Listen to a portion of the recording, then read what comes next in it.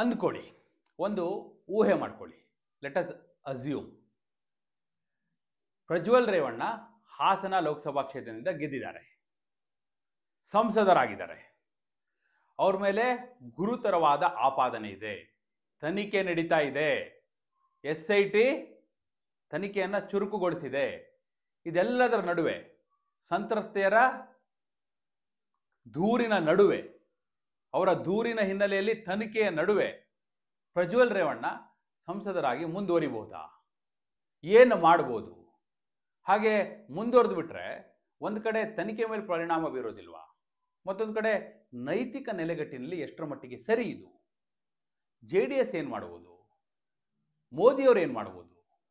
Means BJP ಏನು ಮಾಡ್ಬೋದು? ಅಥವಾ ಯಾರು ಏನು ಮಾಡುವಂಥ ಸಾಧ್ಯತೆ ಇದೆ ಈ ಪ್ರಕರಣದಲ್ಲಿ? ನಾನು ನಿಮಗೆ ಒಂದೊಂದು ವಿವರವನ್ನು ಕೂಡ ಬಿಡಿಸಿ ಹೇಳ್ತೀನಿ ನೋಡಿ. ಬಹಳ ಮುಖ್ಯವಾಗಿ ಪ್ರಜ್ವಲ್ ರೇವಣ್ಣ ಮೇಲೆ ತನಿಖೆ ಅಂತೂ ನಡೀತಾ ಇದೆ. ತನಿಖೆ ನಡೀತಾ ಇದೆ ಅಂದ ಕೂಡಲೇ ಅವರು ರಾಜೀನಾಮೆ ಕೊಡಬೇಕು ಅಂತನೋ ಅಥವಾ ವಜಾ ಆಗ್ಬಿಡ್ತಾರೆ ಅಂತನೋ ಇಲ್ಲ. ಈಗ ಫಾರ್ ಎಕ್ಸಾಂಪಲ್ ಅರವಿಂದ ಕೇಜ್ರಿವಾಲ್, ದೆಹಲಿಯ ಮುಖ್ಯಮಂತ್ರಿ, ಅವ್ರ ಮೇಲೆ ಗುರುತರವಾದ ಆಪಾದನೆ ಇದೆ, ಮನಿ ಲಾಂಡ್ರಿಂಗ್ ಆಪಾದನೆ ಇದೆ, ಸಾರಾಯಿ ಹಗರಣ ನಡೀತಾ ಇದೆಯಲ್ಲ ಅಲ್ಲಿ. ಸೊ ED ಅವ್ರನ್ನ ವಶಕ್ಕೆ ಪಡೆದಿದ್ದು, CBI ತನಿಖೆ, ಇದೆಲ್ಲದರ ನಡುವೆ ಅವ್ರು ಜೈಲಲ್ಲಿದ್ದರೂ ಕೂಡ ಮುಖ್ಯಮಂತ್ರಿ ಸ್ಥಾನಕ್ಕೆ ರಾಜೀನಾಮೆ ಕೊಡಲಿಲ್ಲ. ಹೀಗಿರುವಾಗ ಪ್ರಜ್ವಲ್ ರೇವಣ್ಣ ಅಂಥದ್ದೇ ಹಿನ್ನೆಲೆಯಲ್ಲಿ ರಾಜೀನಾಮೆ ಕೊಡದೇ ಇರ್ಬೋದು. ಯಾಕಂದರೆ ಯಾರು ನೋಡ್ತಾರೆ ನೈತಿಕತೆಯನ್ನು ಇವತ್ತು? ಪ್ರಜ್ವಲ್ ರೇವಣ್ಣ ನೈತಿಕ ನೆಲೆಗಟ್ಟಿನಲ್ಲಿ ರಾಜೀನಾಮೆ ಕೊಡೋರಾಗಿದ್ದರೆ ಇವತ್ತಿಂಥ ಆಪಾದನೆ ಬರ್ತಾನೆ ಇರಲಿಲ್ಲ. ಸೊ ರಾಜೀನಾಮೆ ಕೊಡೋದು ನೈತಿಕತೆ ಉಳ್ಳವರು, ಒಂದು ಮೊರಾಲಿಟಿ ಇದ್ದವರು ರಾಜೀನಾಮೆ ಕೊಡಬೇಕು. ಇವರು ರಾಜೀನಾಮೆ ಕೊಡಲಿಲ್ಲಪ್ಪ. ಈಗ ವಾಟ್ ನೆಕ್ಸ್ಟ್? JDS ಇಂದ ಏನು ಮಾಡಿದ್ದಾರೆ? ಅವ್ರನ್ನ ಸಸ್ಪೆಂಡ್ ಮಾಡಿದ್ದಾರೆ, ಅಮಾನತು ಮಾಡಿದ್ದಾರೆ. ಅವರು JDS ಪಕ್ಷದ ಸದಸ್ಯ ಅಲ್ಲ ಈಗ ಅವರು. ಹೀಗಿರುವಾಗ ಈಗ ಸಂಸದರಾಗಿಯೂ ಕೂಡ JDS ನಮಗೂ ಅವರಿಗೂ ಸಂಬಂಧ ಇಲ್ಲ, ದೂರ ಉಳಿಯಬಹುದು. ಆಗ ಅವರ ಸಂಸದ ಸ್ಥಾನ ಏನು ಹೋಗೋದಿಲ್ಲ, ಅವರು ಪಕ್ಷೇತರ ಸಂಸದರಾಗಿಯೇ ಉಳಿತಾರೆ. JDS ಸಂಸದ ಅಂತ ಆಗೋದಿಲ್ಲ. ಆಗಲೂ ಅವರ ಪೊಸಿಷನ್ಗೆ ಏನು ತೊಂದರೆ ಇಲ್ಲ. ಇನ್ನು ನಂಬರ್ 3, ಈ 2 ಅವಕಾಶಗಳನ್ನ ಬಿಟ್ಟರೆ ಮೂರನೇ ಅವಕಾಶ, ಈಗ BJP ಅವ್ರು ಏನಾದರೂ ಮಾಡ್ಬೋದಾ, ಮೋದಿ ಅವ್ರು ಏನಾದರೂ ಮಾಡ್ಬೋದಾ ಅಂತ ಕೇಳ್ತಿದ್ರಲ್ಲ, ಒಂದು ಸಾಧ್ಯತೆ ಇದೆ. ಸ್ಪೀಕರ್ ಯಾರಿರ್ತಾರೆ, ಈಗ ಹೊಸ ಸಂಸತ್ತು ರಚನೆ ಆದ ನಂತರ ಯಾರು ಸ್ಪೀಕರ್ ಆಗ್ತಾರೆ ಅವರಿಗೆ ದೂರು ಕೊಡ್ಬೋದು. ಅದು ಕಾಂಗ್ರೆಸ್ ಅವರು ಕೊಡ್ಬೋದು, ಯಾರು ಬೇಕಾದರೂ ಕೊಡ್ಬೋದು, ಅಥವಾ ಸ್ವತಃ ಸ್ಪೀಕರ್ ಸ್ವಯಂ ಪ್ರೇರಿತವಾಗಿಯೂ ಪ್ರಕರಣವನ್ನು ತೆಗೆದುಕೊಳ್ಬೋದು. ಅಂತಹ ಸಂದರ್ಭದಲ್ಲಿ ಅವರೊಂದು ತನಿಖೆಗೆ ಆದೇಶ ಮಾಡಬಹುದು. ಈಗ ಜಾಯಿಂಟ್ ಪಾರ್ಲಿಮೆಂಟರಿ ಕಮಿಟಿ ಅಂತ ಇರುತ್ತೆ, ಸೊ ಸದನ ಸಮಿತಿ, ಅದರ ತನಿಖೆಗೆ ವಹಿಸ್ಬೋದು.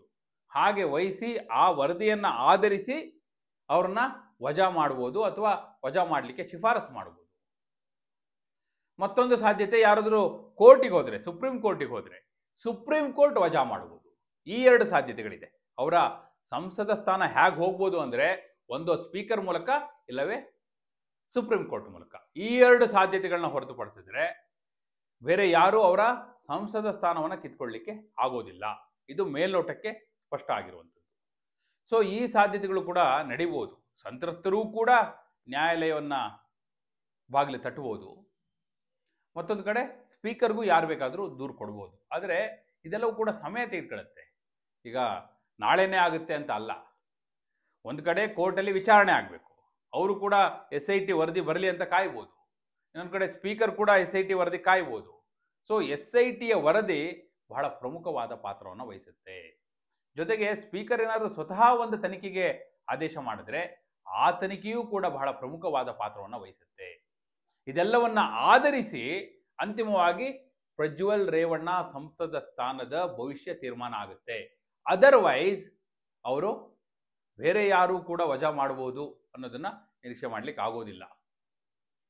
ಮತ್ತೆ ಅವ್ರು ರಾಜೀನಾಮೆ ಕೊಡ್ತಾರೆ ಅಂತ ನಿರೀಕ್ಷೆ ಮಾಡ್ಲಿಕ್ಕೂ ಕೂಡ ಸಾಧ್ಯ ಇಲ್ಲ. ಯಾಕಂದ್ರೆ ಪೊಸಿಷನ್ ಇರುವಂತ ಪ್ರಯತ್ನವನ್ನೇ ಮಾಡ್ತಾರೆ ಪ್ರತಿಯೊಬ್ಬರು. ನಾ ಕೇಜ್ರಿವಾಲ್ ಉದಾಹರಣೆ ಕೊಟ್ಟನಲ್ಲ, ಅದೇ ರೀತಿ ಆಗುತ್ತೆ. ಬಹುಶಃ ಆ ದೃಷ್ಟಿಯಿಂದ ನೋಡೋದಾದ್ರೆ ಪ್ರಜ್ವಲ್ ರೇವಣ್ಣ ಸಂಸದರಾಗಿ ಮುಂದುವರಿಯಬಹುದು. ಆದರೆ ಒಂದು ಕ್ಲಿಯರ್, ಸ್ಪೀಕರ್ ಅಂದ್ರೆ ಲೋಕಸಭೆಯ ಸಭಾಧ್ಯಕ್ಷರು ಹಾಗೂ ಸುಪ್ರೀಂ ಕೋರ್ಟಿನ ನ್ಯಾಯಾಧೀಶರು ಯಾರ ಮುಂದೆ ಪ್ರಕರಣ ಹೋಗುತ್ತೋ ಅವರು ಮನಸ್ಸು ಮಾಡಿದರೆ ಸಂಸದ ಸ್ಥಾನವನ್ನು ಕಿತ್ಕೊಳ್ಬೋದು. ಇಷ್ಟು ಮಾತ್ರ ಸಾಧ್ಯತೆ ಇದೆ, ಅದರ್ವೈಸ್ ಯಾವುದೇ ಸಾಧ್ಯತೆಗಳು ಮೇಲ್ನೋಟಕ್ಕೆ ಇಲ್ಲ ಅನ್ನುವಂಥದ್ದು. ಮತ್ತೆ ಈ ಪ್ರಕರಣದ ತನಿಖೆ ಏನಾದರೂ ಇಂಟರಿಮ್ ರಿಪೋರ್ಟ್ ಕೊಡ್ತಾರಾ, ಅಂದರೆ ಮಧ್ಯಂತರ ವರದಿಯನ್ನು SIT ಇಂದ ಪಡಿತಾರಾ, ಅದನ್ನು ಆಧರಿಸಿ ಏನಾದರೂ ಕ್ರಮಗಳಾಗುತ್ತಾ? ಇವೆಲ್ಲವೂ ಕೂಡ ತನಿಖೆಯನ್ನೇ ಆಧರಿಸಿದೆ. ಯಾಕಂದರೆ ಈಗ ಆರಂಭ ಆಗಿದೆ, ಈಗ ಪ್ರಜ್ವಲ್ ರೇವಣ್ಣ ವಶಕ್ಕೆ ಸಿಕ್ಕಿರುವಂಥದ್ದು. ಅವರಿಂದ ಎಲ್ಲವನ್ನೂ ಕೂಡ ಬಾಯಿ ಬಿಡಿಸಬೇಕು, ಸಾಕ್ಷ್ಯಗಳನ್ನ ಸಂಗ್ರಹಿಸಬೇಕು, ಅದಾದ ನಂತರ ವರದಿಯನ್ನು ಕೊಡಬೇಕು. ಹೀಗಾಗಿ ತಕ್ಷಣಕ್ಕೆ ಏನೂ ಆಗೋದಿಲ್ಲ, ಇದಂತೂ ಕ್ಲಿಯರ್. ನಿಮಗೆ ನಾಳೆನೇ ಸಂಸದ ಸ್ಥಾನ ಹೋಗುತ್ತಾ ಅಂದರೆ ಇಲ್ಲ.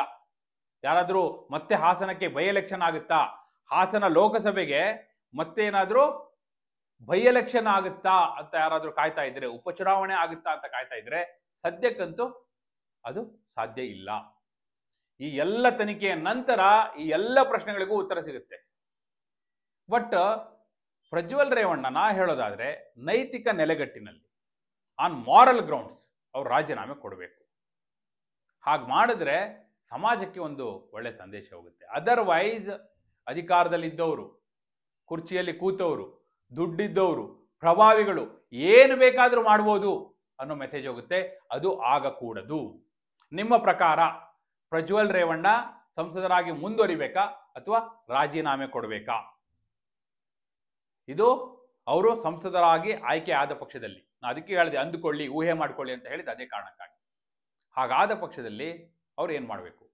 ನಿಮ್ಮ ಅಭಿಪ್ರಾಯವನ್ನು ಕಮೆಂಟ್ ಮೂಲಕ ತಿಳಿಸಿ. ಹಾಗೆ ನೀವಿನ್ನು ವಾರ್ತೆ ಚಾನಲ್ನ ಸಬ್ಸ್ಕ್ರೈಬ್ ಮಾಡಿಲ್ಲ ಅಂದರೆ ಈಗಲೇ ಸಬ್ಸ್ಕ್ರೈಬ್ ಮಾಡಿ. ಧನ್ಯವಾದ.